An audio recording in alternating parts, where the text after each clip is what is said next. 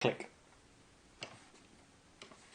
Okay, so today I'm going to return to this kind of tutorial session thing that I've been doing for a while about how to create drum sounds, kind of unconventionally hack together your own drum sounds in Reaper, just with a little wavetable synthesis. So we've done a few of these now, and we're getting actually pretty close to having, a full drum kit, essentially. So one of the last things we're going to do in this little series before we can start, making beats with all of these sounds and sequencing these, is we're going to need some toms. And like much of the synthesis we've done before, this is going to be primarily based around sine waves. So how you create a typical 808 tom sound, and I'm going to be using, an 808 tom for this because 808 is kind of the machine that I've been emulating most closely this entire time, but this is probably the section where the sound that we're going to get here is most divergent from what an actual drum kit would sound like. The kind of idealized version of what a tom sounds like that the 808 has is really kind of strange, but it's become oddly iconic in its own way over the years.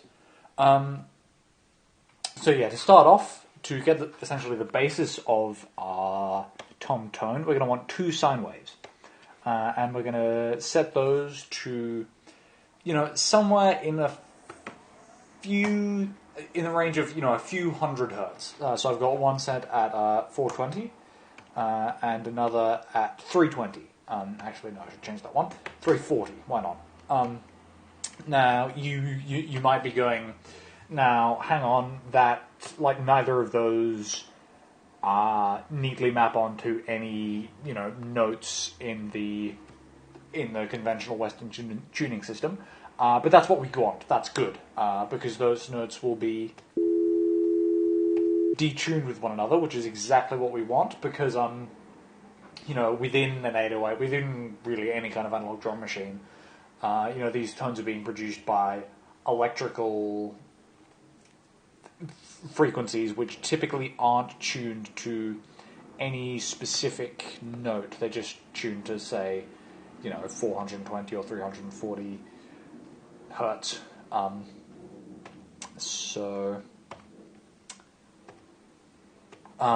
Trying to tune your drums, at least in the synthesis stage, to any specific note is kind of missing the point. So like many other times before, we can just automate the volume here and turn the volume up. And now, if we loop that, it's starting to get actually kind of what we want to sound like. You can hear, maybe the 808, the original 808 tom sound. If you don't, you will be likely thinking at this point, that sounds nothing like a tom of any kind, which is true, aside from the 808 or 909 toms, which are, fairly rudimentary, just two detuned sine waves, made to sound like this. But we're starting to get that hit there. Obviously, given the frequencies I've set, it's a fairly low tom, maybe kind of a second tom on the rack, or maybe even a very high floor tom. So what we're going to start to do now is... Sorry, not compressor, what am I thinking? We're going to go into the graphical wave shaper and start to, you can kind of see, take the peak off a little bit, which is what is done... Ooh, a little too much there.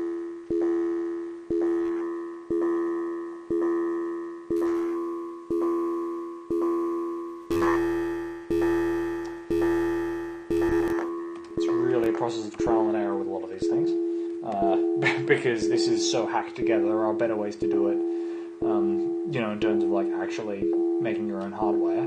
but this is just the cheapskate method.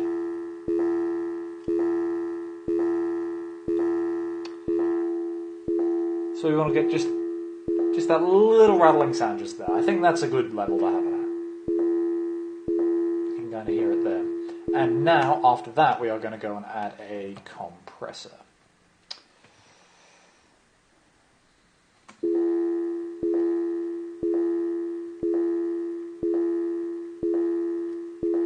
And actually, maybe just... Okay, I think I want the decayed loss slightly... to be slightly shorter, so I'll just speed up the tempo to get that one.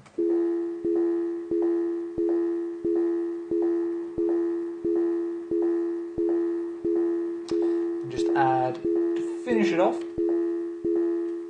a little bit of saturation. And, as always, like before, go in and choose any random file and mute it so that we can actually render this sound. And then, as we've been doing before, go into... Oh, it's a while since I've done one of these, so I'll have to find it manually. Fresh Sounds, which is our folder for this, and just do Tom1.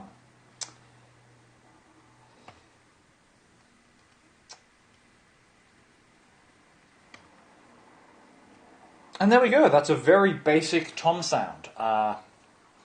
Now, like a lot of these, the specifics of what you can do are quite variable. The only basic form that you probably need to follow is starting with these two detuned sine waves, which is, the form that almost every drum machine since the 808 has used for its toms. But other than that, you can really do whatever you want.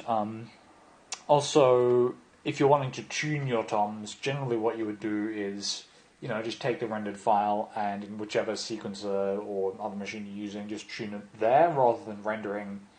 Obviously you could go through and render, with pitch, like 1 at 3 semitones, 1 at 1, 1 minus, whatever.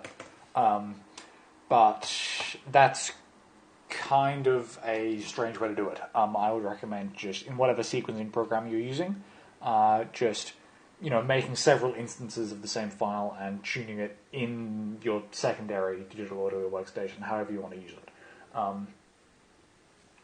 But yeah, that's it for the tom sound. Next time, it'll be some cymbal sounds, and then we can get onto a little sequencing. Sorry this has been a while. But hopefully this series should be coming to an end pretty soon. But yeah, thanks for watching this one, and hopefully some exciting stuff in terms of, sequencing and actually making a recognizable pattern that we can use will come soon. So yeah, see you then.